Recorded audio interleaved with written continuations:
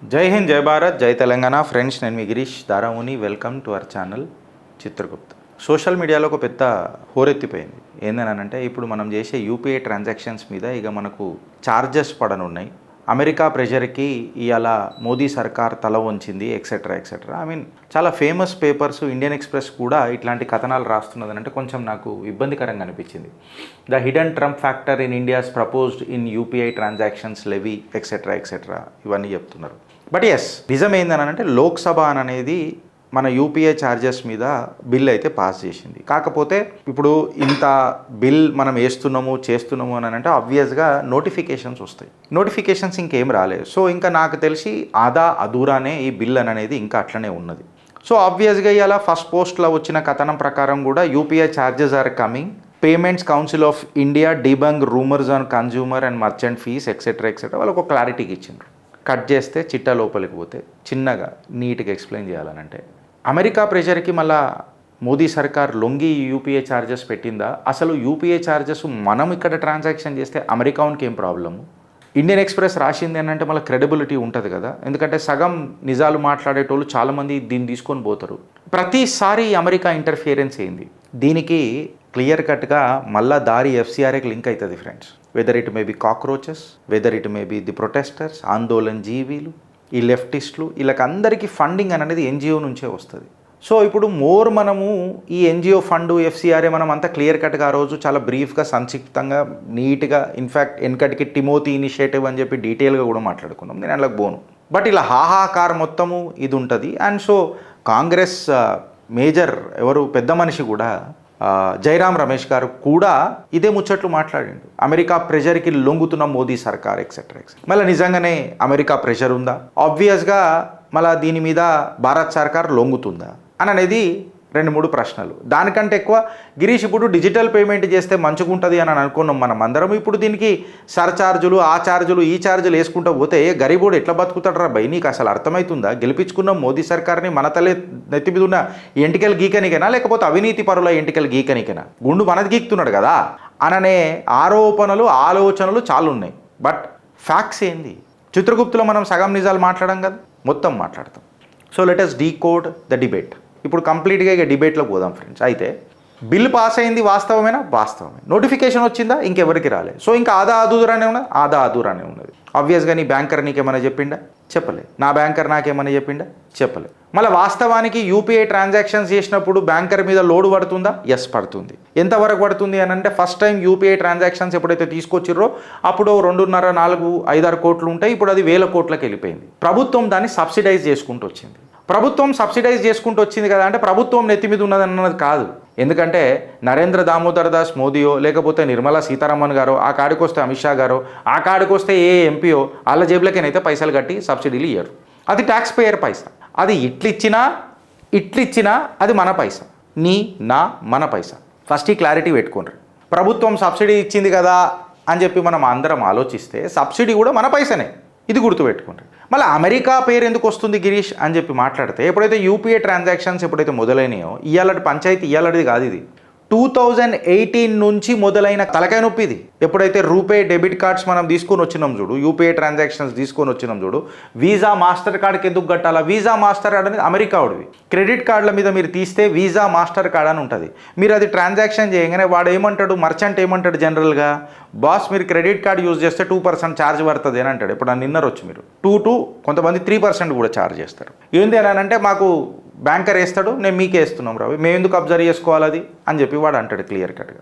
వాస్తవానికి ఛార్జ్ వేసినప్పుడు అమెరికా వాడు వేసినప్పుడు మనం 2% కట్టడానికే ప్రాబ్లం లేకుండే. అదే భారత్ మనలో తీసుకొని వచ్చి రూపేనో మన భీమ్ యాప్ ఎక్సెట్రా ఇట్లాంటివి తీసుకొని వచ్చి ఇప్పుడు ఛార్జెస్ అనగానే మనము హాహాకార్ చేస్తున్నాం. Because we are much more comfortable with American policies rather than our Indian policies or policy makers. ఇది జరిసే పక్కకు పెడితే అమెరికా వాడు బిజినెస్ దెబ్బతింటుంది కదా. వాడు వీసా మాస్టర్ కార్డు తీసిండు మోదీ, మన ప్రధానమంత్రి దెబ్బతీసిండు. వాడికి ఇప్పుడు మంటలేస్తున్నది. వాడు ఏదో రకంగా అమెరికన్ ప్రెసిడెంట్ని జర చూపించి మన ప్రైమ్ మినిస్టర్ని కింద చేసే ప్రయత్నం ఇది ఈ రోజుటికేను కాదు, ఆ రోజుటికే నడుస్తూనే ఉన్నది. మళ్ళీ ఇప్పుడు బిల్ కూడా పాస్ చేసింది కదా గిరీష్, మళ్ళీ మోడీ సర్కార్ అని అంటే అసలు బిల్ ఏం పాస్ చేసింది అనేది ఒక క్రైటీరియా. జనరల్గా మీరు ఏదైనా కార్డు వాడితే ఏది యూపీఐ ట్రాన్సాక్షన్ చేసినా ఎవడైతే పంపిండో ఎవరికైతే వచ్చినాయో బ్యాంకర్ అది రిసీవ్ చేసుకోవాలి. బ్యాక్ ఎండ్లో ఇప్పుడు నేను ఫోన్పే వాడతా, గూగుల్ పే వాడతా, ఇంకొకళ్ళు పేటిఎం వాడతారు, ఎక్సెట్రా ఇవన్నీ ఉంటాయి. ఇక్కడ పేటిఎం అనేటోడు బ్యాంకర్ కాదు, ఫోన్పే ఆర్ అనేటోడు బ్యాంకర్ కాదు, గూగుల్ పే అనేటోడు బ్యాంకర్ కాదు. He is just a facilitator. Actual transactions ఎవరి మధ్యలో జరుగుతున్నాయి? బ్యాంకర్ మధ్యలో జరుగుతున్నాయి. ప్రతిసారి నువ్వు అకౌంట్లోకి పోయి తీసి కొట్టి, అది కొట్టి, కార్డ్ నెంబర్ కొట్టి, కార్డ్ వెనకాల ఉన్న నంబర్లు కొట్టి, సివివి నంబర్లు కొట్టి, ఇదంతా పంచాయతీ కాకుండా ఒకసారి ఆథరైజేషన్ ఇచ్చిన తర్వాత నీ ఫోన్లో ఫింగర్ ప్రింట్ ఉంది కాబట్టి టక్ అని చెప్పేదాన్ని సౌకర్యం అక్కడ ఫెసిలిటేట్ చేస్తున్నాడు. ఎవడు? GPay, PhonePe, Paytm. యాక్చువల్గా ఈ క్రెడిట్ అనేది ఇవాళ నరేంద్ర దామోదర్ దాస్ మోదీ మన ప్రైమ్ మినిస్టర్ గారికి ఇచ్చే కంటే ముందు ఈ విషయాన్ని యాక్చువల్గా తీసుకొచ్చిన మహనీయుడి గురించి కూడా డిస్కస్ చేయాలి. ఆయన పేరే అనిల్ బోక్లే. అదృష్టవశాత్తు నేను కలిసిన హైదరాబాద్లో ఉన్నప్పుడు. అండ్ దేశం మొత్తం తిరిగిండు ఆయన. సరే, కరప్షన్నే మనం పక్కకు పెట్టేయచ్చు. అనిల్ బోక్లే ఆయన పేరు. ఈ దొంగ నోట్లు ఏడికైనా ఇప్పుడు ఆ రోజు డిమానిటైజేషన్ చేసినాకనే కదా యూపీఐ పేమెంట్లు గట్టికైనాయి, డిజిటల్ పేమెంట్లు అనేవి గట్టికైనాయి. నువ్వు డిజిటల్ పేమెంట్ ఎన్ని లక్షల కన్నా ఏమైనా చేసుకోరా భయ్, ప్రాబ్లం ఏం లేదు.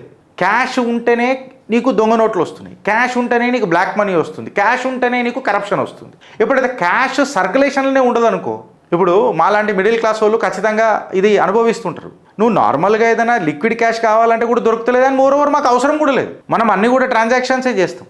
మళ్ళీ సామాన్యుడి మీద బాగా ప్రెషర్ పడుతుంది కదా గిరీష్. ఇప్పుడు నువ్వు అంటున్నావు కరెక్టే, నీకు మోదీ ఇష్టం, నీకు బీజేపీ ఇష్టం, నువ్వు బత్తాయి కానివి, నువ్వు మళ్ళీ ఇట్లా సపోర్ట్ చేస్తావు, నువ్వు ఇట్లా మాట్లాడతావు అని అంటే ఫ్యాక్ట్స్ తెలుసుకొని మాట్లాడదాం. ఇప్పుడు దీనికి అంతటికీ మూల కారణం అనిల్ బోక్లే. నేను క్రెడిట్ మోదీకి ఇయ్యా, మోదీ దీన్ని ఇంప్లిమెంట్ చేసిండు, దానికి క్రెడిట్ ఇస్తా. ఎందుకంటే మంచి ప్రధానమంత్రులకు, మంచి లీడర్లకు సాధ్యం కాలేదు. బ్యూటీ ఏంది తెలుసా? ఈ ప్రైమ్ మినిస్టర్తో ఇంటాడు.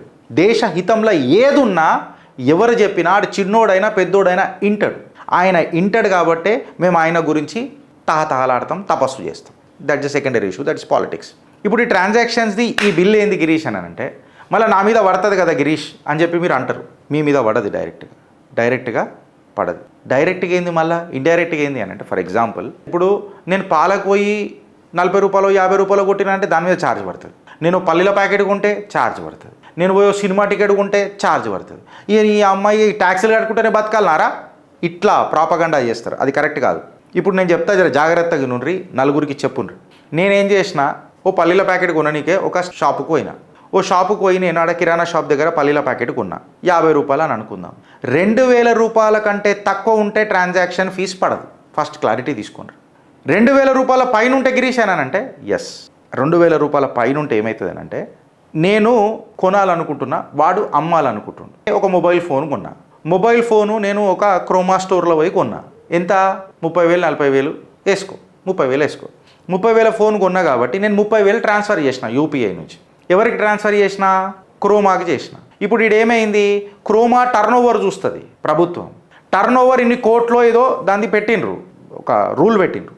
ఇన్ని కోట్ల మీద ఉంటే ఈ క్రోమా వాడికి 0.3% ట్రాన్సాక్షన్ ఫీ పడుతుంది టోటల్ ట్రాన్సాక్షన్ మీద. మళ్ళీ ఈ ట్రాన్సాక్షన్ ఎవరికి పడుతుంది, ఎట్లా పడుతుంది? అందులో కూడా మళ్ళీ స్ప్లిట్ ఉన్నది. ఎట్లా? గూగుల్ పేకి పైసలు వస్తున్నాయి కదా గిరీష్, మళ్ళీ గూగుల్ కంపెనీ అమెరికాది కదా గిరీష్? కాదు. ఈ 0.3% ఏదైతే ఉన్నదో, గిరీష్ గార్డ్ బ్యాంకు సే ఎస్బీఐ, క్రోమా బ్యాంకు సే సమ్ యాక్సిస్ బ్యాంక్. ఎస్బీఐ బ్యాంకుల నుంచి యాక్సిస్ బ్యాంకులకు 30,000 వచ్చినాయి కాబట్టి అందులో నుంచి ఒక పెద్ద భాగము సే 60% ఆర్ 55% ఏదో percentage credit card SBI account ఏదైతుంది కదా, వాళ్ళకి ట్రాన్స్ఫర్ చేసారు కాబట్టి, వాడు ఒకటి కేవలం తీసుకున్నాడు కాబట్టి వీళ్ళకి వస్తుంది మేజర్ షేర్. కొంచెం షేర్ వాళ్ళకి పోతుంది, కొంచెం షేర్ గూగుల్ పేకి పోతవచ్చు. నేను కాదని అంటలేదు. ఇట్లా స్ప్లిటప్ చేస్తారు. సో కొట్టినంత మాత్రాన పాలకు, ఆటో వాళ్ళకు, క్యాబులకు, ర్యాపిడోలకు, గీపీలకు ఇవన్నిటికీ కాదు. అది వాస్తవం కాదు. సేమ్ నాకు కరెక్ట్ గుర్తుంది, అనిల్ బోక్లేతో నేను కలిసిన, మేము మాట్లాడినాం, లాంగ్ ఎగో కలిసినాం. ఆయననే చెప్పిండు, గిరీష్ ఏ ట్రాన్స్ఫర్ కరేగా, ఏ पैसे लेगा 0.3% इसको काटेंगे, खत्म, there will be a transaction fee. Hey there ends the matter. Black money, corruption सारा निकल जाएगा. We had also met the prime minister Girish and is very positive అని అనిల్ బోక్లే మాట్లాడిన మాటలు నాకు ఇలా గుర్తొస్తున్నాయి. ఇన్ని రోజులు సబ్సిడీ చేసింది ప్రభుత్వం, ఇట్లా సబ్సిడీ చేసుకుంటూ పోదామా? సబ్సిడీ అనే ముచ్చట ఎందుకు మాట్లాడుతున్నా నేను ఇలా అనంటే, సబ్సిడీ పెట్టుకుంటే ఏం సుఖమైంది కాదు, ఆధారాలతోనే కదా. మీ చిత్రగుప్తు ఇగో ఇవాళ ఏమనంటున్నాయి చూడు, కోట్లు ఉచితాలు ఇస్తూ పోతే కుబేరుడు కూలికే, ఆర్థిక ఎమర్జెన్సీ తప్పదు, ఫ్రీ స్కీమ్స్ పై హైకోర్టు వ్యాఖ్యలు. ఇప్పుడు మీకు అర్థమవుతుందా? ఏది కూడా ఫ్రీ ఉండదు దునియాల. ప్రతి దానికి ఒక వాల్యూ ఉంటుంది, ఉండాలి. నువ్వు అది అర్థం చేసుకున్న నాడు ఈ దేశం, నువ్వు, అందరం ఆనందంగా ఉంటాం. భారత్ మాతాకి జై.